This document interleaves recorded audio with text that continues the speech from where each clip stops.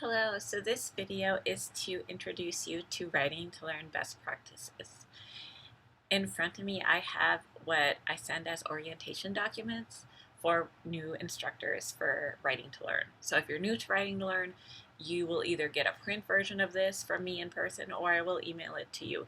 This is also available on our Writing Across the Curriculum Canvas site, which you will be added to after orientation. I'm briefly going to show you what this site looks like. So currently it's spring 2020, and we finished submissions of Writing to Learn best practices documentation fairly recently. The deadline was February 14th. And by the way, even if you miss the deadline, you can still usually submit. But keep in mind, we do have to report the Writing to Learn stipend information to the Office of the Provost, usually around mid-April. So we don't do anything usually after April 1st. So that's spring semester. So just be aware, even though we are kind of flexible with that deadline, you still need to make sure to try to adhere to that deadline as much as possible because there's other processes in place we must go through. So all that money, by the way, from the Writing to Learn best practices stipend comes from the Office of the Provost. We actually do not handle that money. But really this video is meant to give you some orientation about our best practices, which I do have information in our Canvas site about that, and I will also go over it with you today. So I am going to scroll to how to provide documentation for the Writing to Learn stipend, and this also goes through the Writing to Learn best practices checklist. So once you are added to our Canvas course and you have all your materials together, and I'll go through with you what you need to get together, is you will click on the Writing to Learn best practices documentation Canvas Dropbox. Make sure that you select this for the current course you're teaching, and even if you teach the same course a following semester, you must still submit the current semester's documentation. So I'm going to click on this as if I was submitting something. And here I also kind of have the best practices, stuff like that. Share grading criteria. You can see the checklist right here. By the way, you'll notice that the rubric is graded out of 8 points. If you get 7 out of 8, you will still receive the Writing to Learn best practices stipend because we do not expect you to be perfect. So, by the way, finally, if you do get lower than 7 out of 8, you are welcome to attach further documentation to prove that you're meeting some of those expectations. So how you submit assignment is that you just click on that and you can choose file and add a file from what you have. You can also add multiple files, and you can submit things through either, if you have all your documents in a Google Drive folder or document or Office 365, that's also something you can embed in here. You can also use a website URL. My only caution with the website URL is make sure permissions are set so somebody with a link can access it. All right, I'm going to go back to our best practices information for you. So, some things you will need to submit is your course syllabus, and I'll go through some information that you need to include with that. You will also need to submit any writing instructions you have for your formal writing assignments. We don't need to see quizzes or exams you share with your students. This is all about the writing. And grading criteria, so any rubrics that you've created. You can also use the PSU writing rubric, which you can find on the Writing Center website. I also have links to that in our Canvas site. Right now, I'm just going to focus on the Writing to Learn best practices checklist. I will make separate videos about assignment design and rubrics at a future date. And those will be all shared in our Canvas site. So here's some information on our best practices checklist.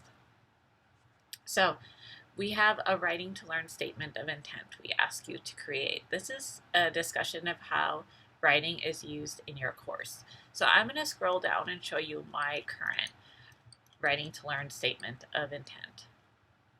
So here it is. I just briefly say, and you can borrow any of this, you can make your own. I'm just giving you an example right here.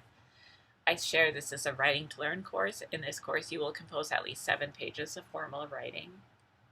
in addition to informal writing. So I have them do like little reading quizzes in class where they just kind of do some interpretation, or simple question answer style stuff.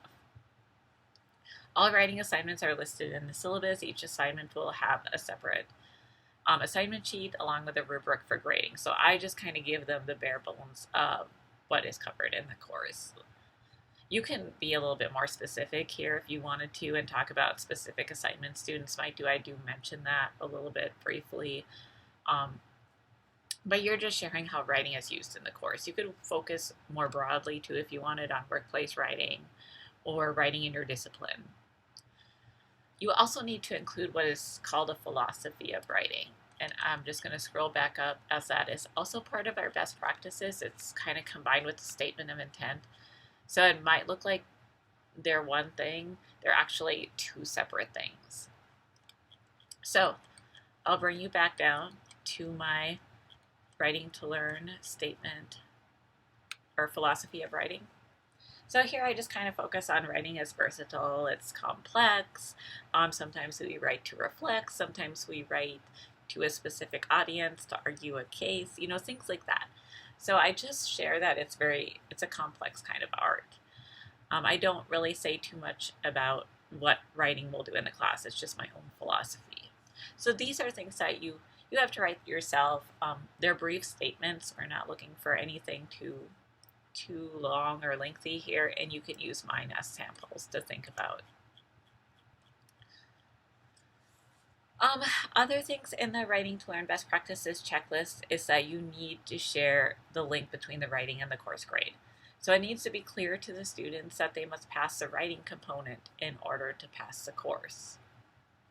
And we do suggest you highlight some of these in your syllabus just so that as we review these documents, it's easier for us to find that information. And so you can make a simple statement sharing something like, you cannot pass this course without passing the Writing to Learn requirement. And so I often will get questions about, well, how do we do that? Just remember that this course is not only course content you're teaching, but it's also a writing intensive course. So I don't see how somebody could pass the course without passing a writing requirement within that course, since these are writing intensive courses. So you can explain it to that way to students. I also sometimes share with instructors, like, since this is a writing intensive course, it's probably okay to give enough points towards writing assignments or enough percentage points toward the writing component so that it's very clear that students must pass. So you can approach it those two different ways. It all depends on how you handle writing in your course, but those are some ways to handle that. And as you can see in my own syllabus, I have a statement like similar to that. And I believe I have it under grading. So, let's see. Where is it? Yes, this is a Writing to Learn class. You cannot pass this course without passing the writing portion of the course. This means I don't curve, boost, or alter final grade. So you can say that any way you want, or, just make it obvious that they have to pass that writing component. So amount of writing. Currently, we have the amount of writing at 7 pages for 100 and 200 level courses, and then 12 pages for 300 level and above. So you want to share the amount of writing students will do. You saw that in my statement of intent. You can do that elsewhere in the syllabus, but make sure it's mentioned somewhere. Your writing assignments can also highlight page counts. If you think more about word counts, I've found that usually about 300, 350, it depends on, double or single spacing of the document, is usually how many words per one page. So you can think about that as well.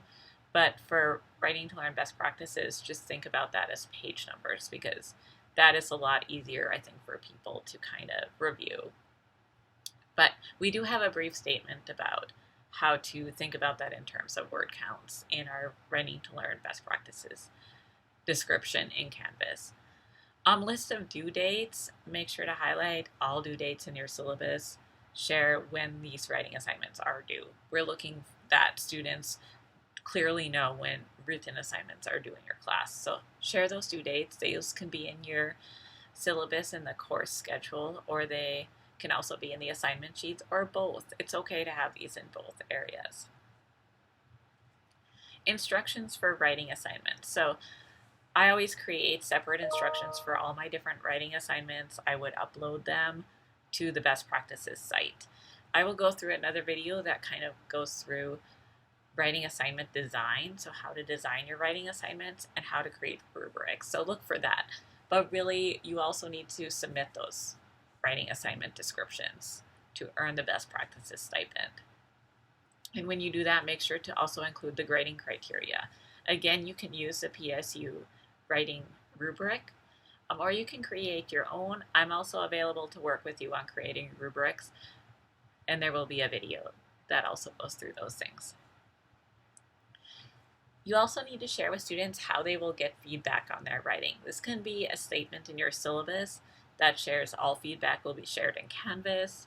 Maybe you're somebody who likes to print out essays and return them to students, either maybe by scanning them if you're doing something online, or maybe you even give audio comments to students. So just share how students get feedback on their writing. Maybe you make a brief video on their writing assignment and then give it to them.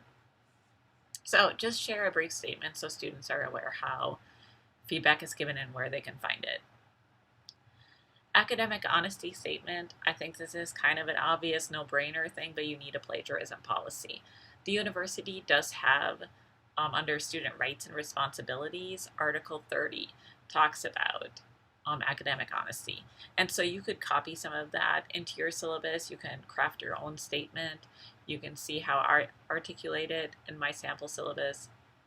But all these things need to be included in order to get 8 out of 8 on your best practices. So again, if there was one thing here that you neglected, like maybe we went through and we couldn't find one of these, or there was no due dates, but you still got 7 out of 8, you'll still earn the Writing to Learn best practice.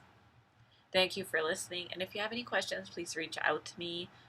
My email is jjorgenson@pittstate.edu, and if you start typing my name in Outlook, it'll probably pop up. And you can also reach me through Canvas Conversations if you are in our Canvas site.